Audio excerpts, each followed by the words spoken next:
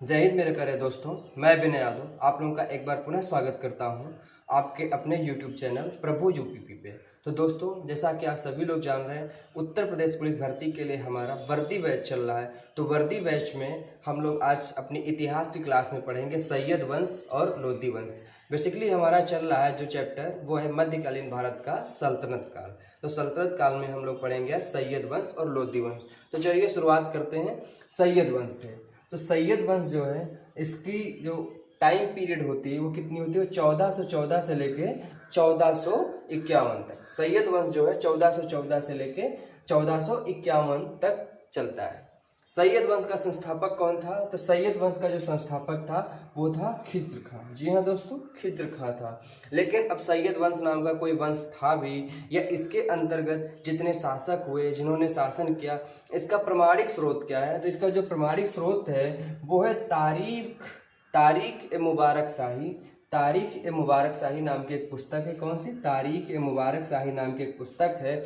और इसके लेखक कौन है? इसके लेखक हैं याहिया बिन अहमद सरहिंदी। कौन? याहिया बिन अहमद सरहिंदी। इनकी पुस्तक तारीख ए मुबारक शाही में इसका प्रमाणिक जिक्र मिलता है। तो चलिए दोस्तों, अब यहाँ से शुरू करते हैं हम अपना चैप्टर सैयद वंश। सैयद वंश का जो पहला शासक था खिज्र खां।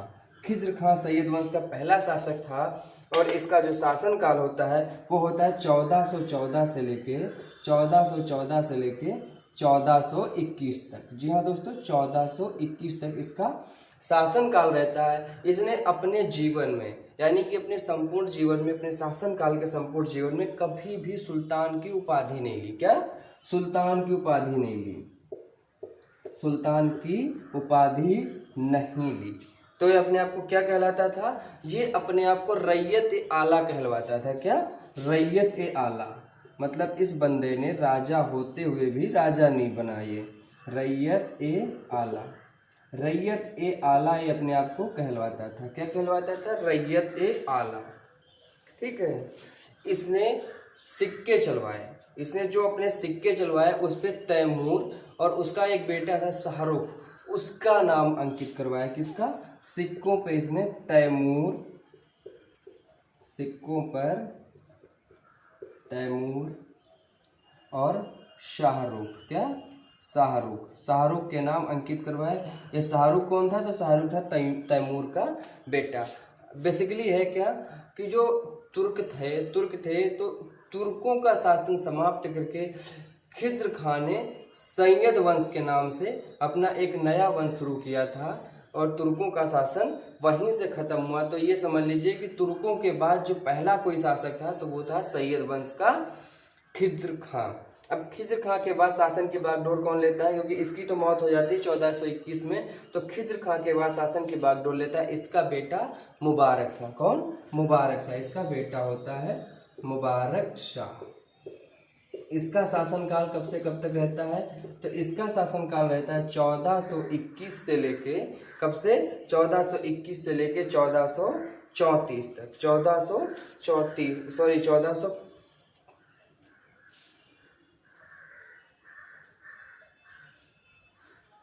इसका शासनकाल कब से कब तक रहता है? तो इसका शासनकाल जो है बेसिकली रहता है 1421 से 1434 ईस्वी तक। कब तक? 1434 ईस्वी तक इसका शासनकाल रहता है। सैयद वंश का ये सबसे महान शासक था। सैयद वंश का सबसे महान शासक था। सबसे महान शासक था ये। और ये याहिया बिन अहमद सरहिंदी इसके संरक्षण में थे। किसके? मुबारक शाह के संरक्षण में थे। मुबारक शाह के संरक्षण में थे। कौन? याहिया बिन अहमद सरहिंदी मुबारक शाह के संरक्षण में थे। इसने क्या किया? इसने सुल्तान की उपाधि धारण की। सबसे पहले जैसे ये सुल्तान बना, सुल्तान की इसने उपाधि धारण कर ली। अपने पिता की तरह नहीं रहा कि राजा हूं पर राजा नहीं बनूंगा। सुल्तान की उपाधि धारण की। अपने नाम का खुतबा पढ़वाया। क्या? अपने नाम का खुतबा पढ़वाया। और साथ में अपने नाम के सिक्के चलवाए। क्या? अपने नाम के सिक्के इसने चलवाए। अपने नाम के सिक्के चलवाए, अपने नाम का खुतबा पढ़वाया और अपने आप को सुल्तान भी घोषित किया। तो चलिए अब इसके बाद अगला जो शासक आता है सैयद वंश का, वो था मोहम्मद शाह। चलिए थोड़ा सा इसको इरेज करते हैं, उसके बाद लिखते हैं कौन था अगला शासक। अगला शासक था मोहम्मद शाह। अबे मोहम्मद शाह कौन था?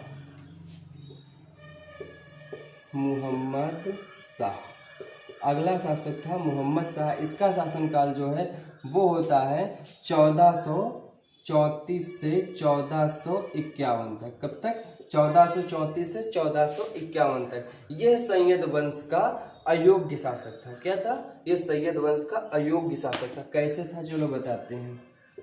सैयद वंश का अयोग्य शासक था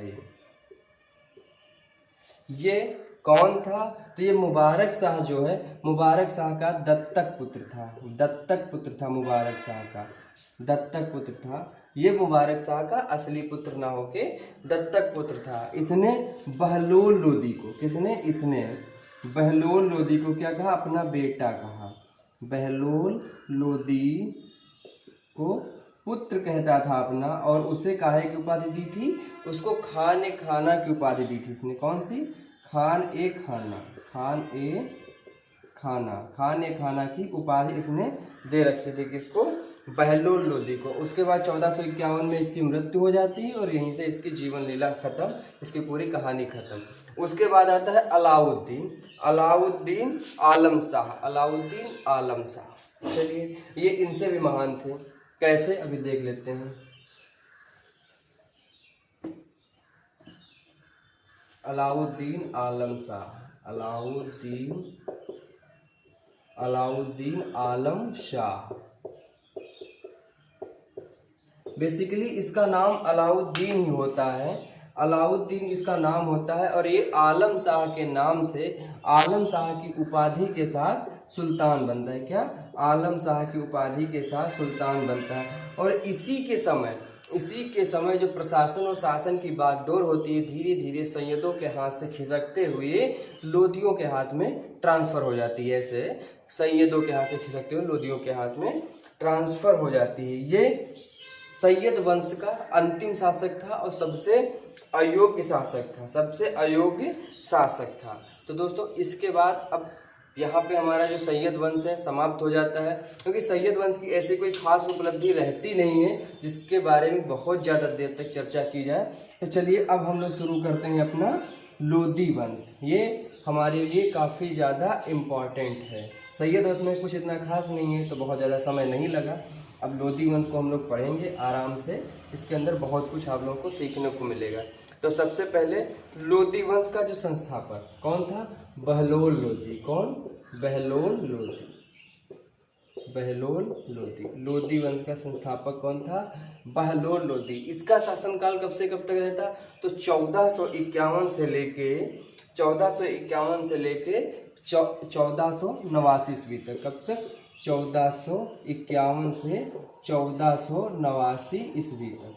1451 से लेके 1489 यानी कि लगभग 38 वर्ष, लगभग 38 वर्ष तक इसका शासनकाल रहता है। अब हम लोग देख लेते हैं सीधे लोदी वंश का शासनकाल। तो लोदी वंश जो है वो 1451 से लेके 1526 तक, यानी कि 1451 से लेके 1526, यानी जब बाबर आके मार पीट के उनको भगाता है तब तक ये ससुरे शासन करते हैं, तब तक ये सब लोग शासन करते हैं। तो उसके बाद में अब हम देखते हैं बहलोल लोदी जो इस वंश का संस्थापक था। इसका लोदी वंश का संस्थापक कौन था? बहलोल लोदी था। लोदी वंश का संस्थापक बहलोल लोदी। ये था कौन? तो ये अफगानिस्तान का लोदी वंश का था। तो ये अफगान का लोदी वंश था, अफगान का लोदी वंश से संबंधित था। तो अफगानी था, ये अफगानी था, लोदी वंश से संबंधित था। कौन से? लोदी वंश से संबंधित था, अफगानी था और लोदी वंश से संबंधित था। चलिए और एक इसके दिल्ली सल्तनत में, दिल्ली सल्तनत का इकलौता ऐसा शासक था जिसने इतने समय तक यानी कि 38 वर्षों तक इसने शासन किया। कोई और बंदा नहीं इतने दिन तक शासन कर पाया। चलिए अब क्या देखते हैं, ये गाजी के नाम से दिल्ली के तख्त पर बैठा है। कौन से नाम से? गाजी के नाम से दिल्ली के तख्त पर बैठा है। ये किस नाम से? गाजी के नाम से दिल्ली के तख्त पर बैठा और अफगान राज्य की इसने स्थापना कर दी। इसकी महत्वपूर्ण जो उपलब्धि होती है, कौन सी महत्वपूर्ण इसकी जो उपलब्धि है वो है जौनपुर राज्य को अफगान राज्य में या लोदी वंश में या दिल्ली सल्तनत में मिला लेना। किसको?